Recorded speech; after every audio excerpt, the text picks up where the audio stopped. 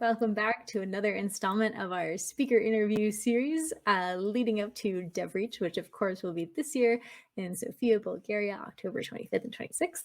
Today I have with me Gift. Hello, welcome. Thank you for joining us. Thank you so much for having me. Do you want to maybe go ahead and start us off with a quick introduction? Yeah. Hi, everyone. I am Gift Egwuenu. I work as a developer advocate at Cloudflare. I'm also sort of a tech content creator on the side where I enjoy sharing resources, helpful information to help the web development community. Yeah. Fantastic. So your talk this year at DevReach has to do with the world of user authentication, right? So Yes. I am curious if you could tell us a little bit kind of about your career journey and what got you interested in that topic. Yeah, sure. Definitely. So I started working in tech about 6 years ago.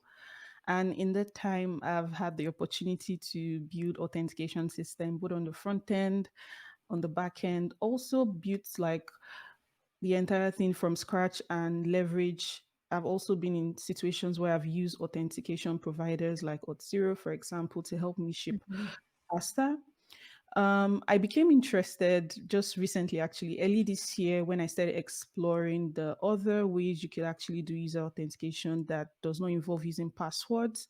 And then I realized that there were other methods that are both new, some are well known in the industry that you can start using today. So I became very interested in it, explored it a little bit more, came up with a talk, this specific talk that I'll be giving at DevReach. And yeah, it's just been interesting to, share the knowledge that I've gained around this area. So yeah, passwords are great, but not very secure. There are other, you know, ways for you to do user authentication on the web. So that's essentially what I found out and I'm sharing. Yeah.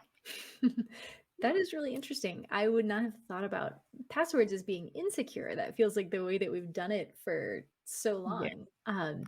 Can you absolutely. can you tell us a little bit about why a password isn't enough anymore? Yeah, so if you keep tabs with like the security breaches information from like platforms like LastPass or OnePassword, they would usually publish like if your email or password has been breached, you probably get an information or an email around that. One thing that has been common for the last couple of years is that passwords, specifically weak passwords, are mostly the causes of security breach. So when you have people using passwords that are not entirely secure, like there are guidelines to follow when creating passwords. So your password should probably be 12 characters long. It should contain some characters, some numbers, and all that stuff. But not everybody does that, right? So it's also Right. like as developers, we need to also educate people why they need to create secure passwords. But yeah, over the years, there's been like password managers that would help you create a very secure password, which helps with you not being hacked or being in a security breach. But that's also not enough because you would find that even with password managers, it's still not very secure. Um, Really? Last year, I used LastPass, I've used One Password, I use Keeper. These are all password managers. And Mhm. just doing my own research, I found out that I don't want to name call, but one of these password managers had like a massive security breach where a lot of people's master passwords got leaked. And that's like terrible because if Oh, your master password is leaked, that's all your passwords, everything. right? Yeah. Yeah. So it's not, I mean, it's good to have that layer of security on top of so making sure that you use a password manager, I'll totally recommend that, but it's not entirely secure. And Mhm. there are better ways, I feel like there are better ways right now to, add user authentication on the web. Yeah. So that's actually a perfect segue into my next question, which is, Okay. what are other options that are out there for Actually, developers? yeah, I was going to just follow up with that. But yeah, Yeah, you could run this interview on your own. You're killing this. okay. Yeah, so that would lead me to the different ways. First one that is very common and that you probably see very often today is what is called passwordless authentication.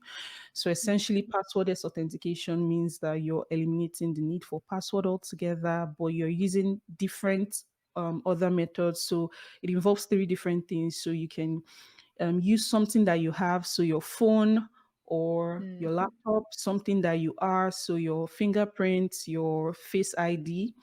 Those are different ways you can authenticate a user without actually asking them for passwords. There's also like devices as well. So if you have like access to a phone or email address, you get sent like a security code, so like a 6-digit code. right. So if you've noticed, most applications today actually go with that route. So today, if you're trying to log into a platform or sign up for the first time, you find that very often they will just ask you for your email address, and then either Yeah. you get sent a code, so that uses like OTP, one-time password, or you get sent a magic link. So those are like different passwordless ways to authenticate. So you don't need passwords, right? You just either get a code through SMS, through email, or you get a magic link and then you're authenticated.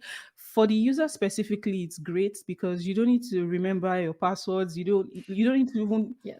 sometimes you have a password but you forget it or you don't have access to it, then you need to Yeah. reset it. For that specific case, all of that is eliminated. You just get like a very streamlined user experience whenever you try to log in. Yeah. So, just in personal experience, I've dealt with some of these, including some that like get progressively more secure using things like an authenticator app, Yeah. where you have to log into that and it'll do a face ID and then you have to put in a number code or, something to match up. It shows you, a random number, then you have to put the number into the authenticator. I absolutely believe that those are more secure. And also, when I have to do it multiple times a day, it does drive me kind of crazy.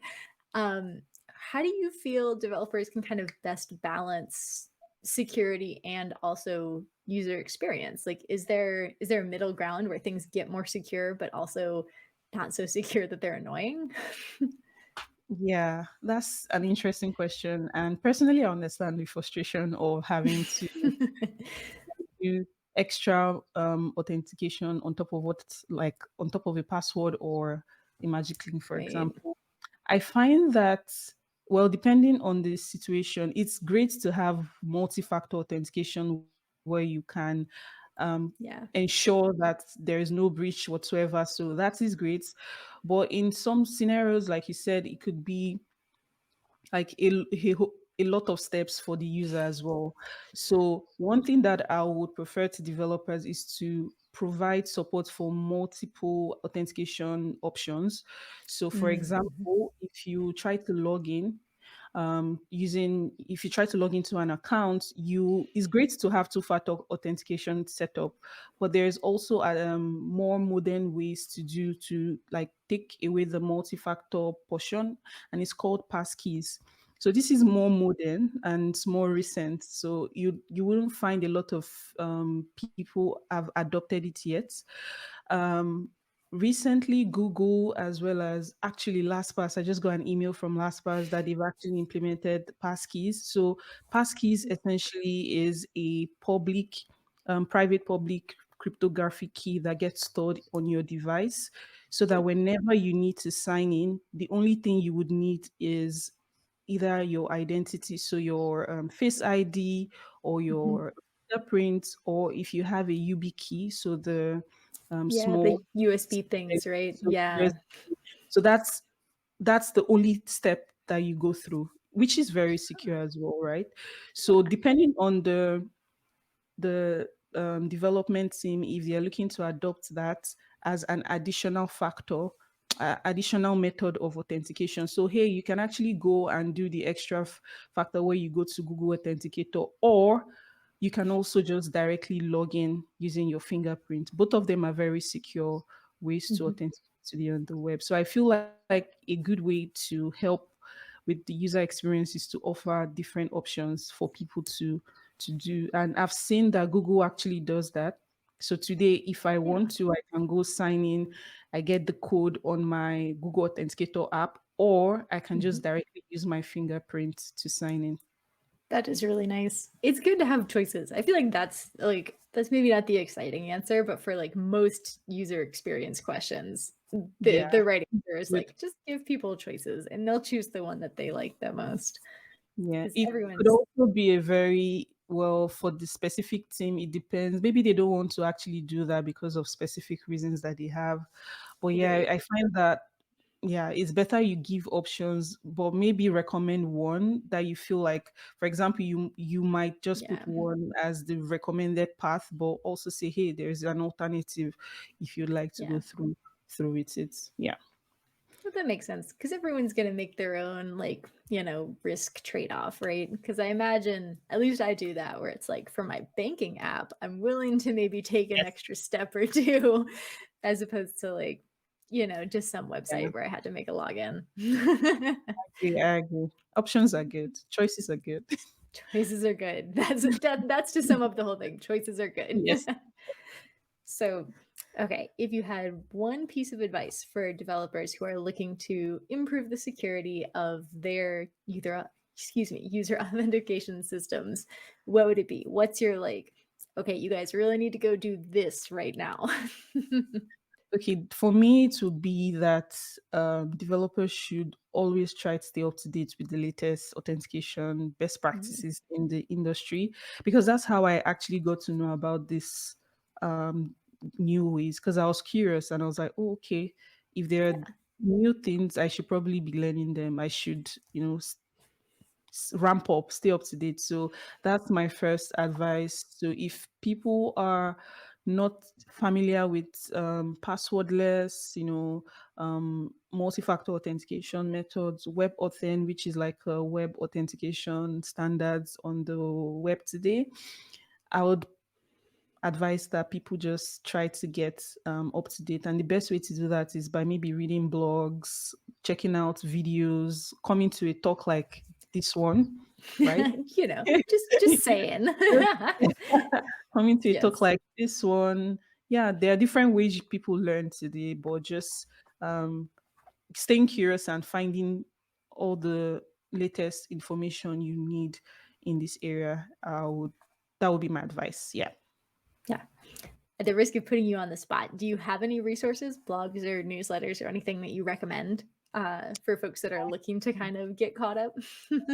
I actually do. So the first one I'll recommend is for people to get familiar with the web authentication standards. So it's called WebAuthn, and I think the website is webauthn.io. I'm not sure, Okay.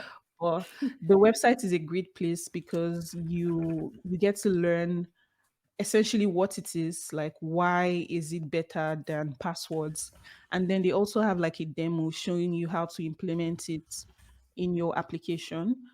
Also, they have like different libraries. So if you're a JavaScript developer, you have like a JavaScript web authn JavaScript library. If you're maybe Rust or so, you have the other libraries to use to implement it in your application. And then secondly, I always like to read blogs from companies that are, specifically doing these things. Yeah. I would recommend checking out Okta. Okta's blog is really good. I think they have a few resources on these topics as well as Auth0. In fact, any identity provider company that you find that is great to just check out their blog because they're always going to be sharing what the latest is things are in the industry. So yeah. Nice. And I checked that address that you were giving us before. It It was is wrong? webauthn.io. Oh, You nailed it. okay. It's perfect. Good. I was So like, okay, she's not it. You I probably was I just was checking it. I was listening and also wanted to make sure that was right. yeah. Um, but okay, so to wrap things up on a lighter note, what is the thing you are most excited for at DevReach? Oh yeah. I think for me specifically, going to conferences, the most, of course, I'm going there to also learn from other people, share Yes. from my end, but I feel like it's the connection that really is the icing on the cake for me. Like, I'm looking forward to connect with other speakers, attendees as well, to learn about the latest in web development. I know that there are people speaking about different topics that I'm interested in, from accessibility to like performance. I'm not sure if there's a talk on performance, but those are topics that I'm very interested in. So yeah, I'm really looking forward to, meeting people, connecting and learning, but also exploring Sofia, because I've not been and Me I really too. want to go. It was actually on my list of places to go to this Was year. it really? How Yeah. perfect.